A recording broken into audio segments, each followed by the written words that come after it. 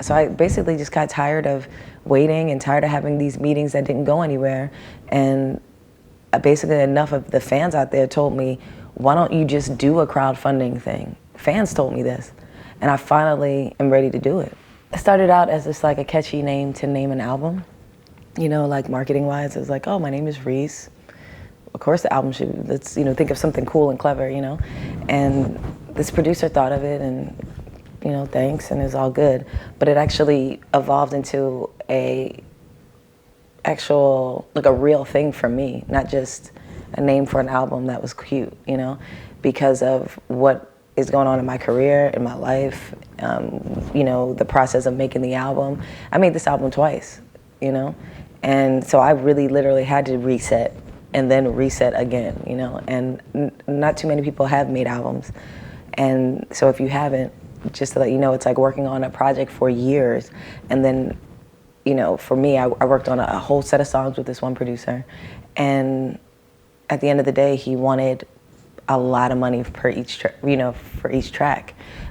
We started off the process agreeing on one thing, and then it didn't end up that way. So I had to literally walk away from him, the situation, everybody involved, and I just had to get my mind right to actually go in and record a whole nother album, knowing I had a great album done, just waiting to be mixed.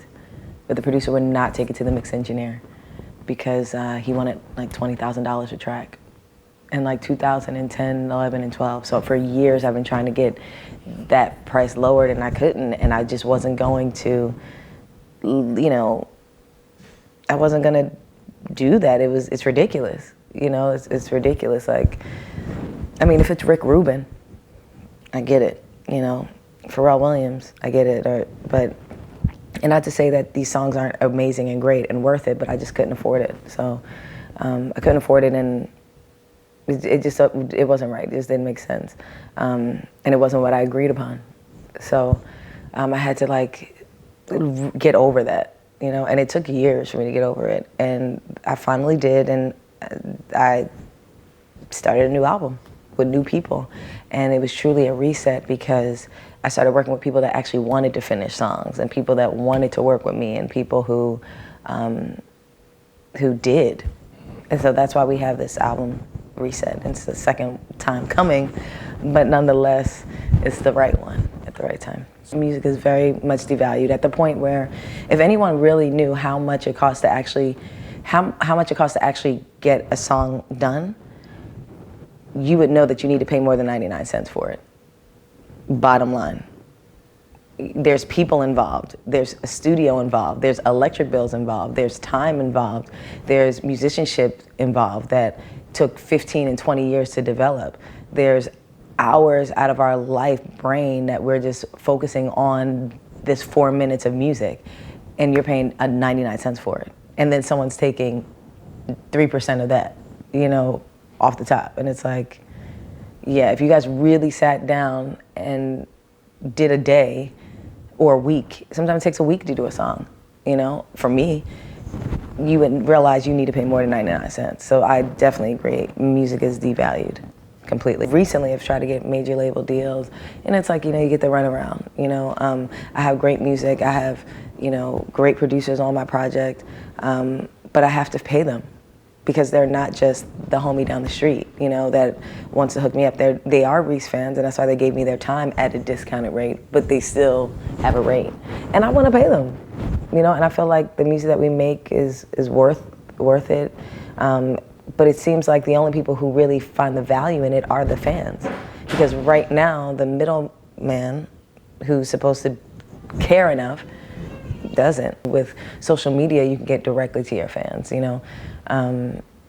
I, you know, have like a love-hate thing with the social media because, you know, I guess when it works for me, I love it, you know, and when I can ask someone a question and say, hey, I need Photoshop the suite, and 20 people hit me back in 5 minutes wanting to give me a code for it, then that works, you know, that's great. But then there's times where my personal opinion, or, you know, it feels like I have to share my life with someone just because I sing a song that they liked 10 years ago. That's when I get like weird, you know, or when people tell me, oh, you gotta basically tweet your life away, you gotta constantly tweet and constantly have something to say about every social thing going on in America, and or you should, read the newspaper so you can have something to tweet about. It's like, I don't really read the newspaper, so now I'm doing things that's not even me to show someone that I'm relevant, and it's like, that's weird to me. So it's like, but the benefit is situations like a crowdfunding. When I am the artist that knocks on from major label doors to indie doors to, working with my friends to, and then all of that not working out, and now I'm walking around the streets or wherever I'm at, and people are stopping me, asking me like, we want to support, how can we support? I have people come to my shows that could be on the guest list, and they're constantly like, well, are you going to get this money?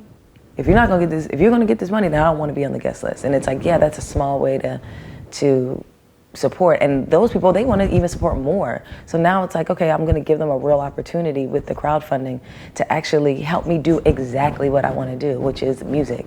I'm not sitting here wanting to do anything else. The music that I have in my computer, I want to release it, but I also want it done.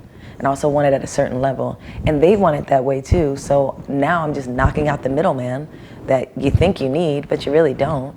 And if people just give me the funds, then the music will get done. If I did it, I don't know, a year, 2 years ago, it would have been kind of like I'm kind of embarrassed that I'm doing it. But now, after I see like my peers doing it, like De La Soul and, Layla Hathaway and people like that, I'm like, wait a minute.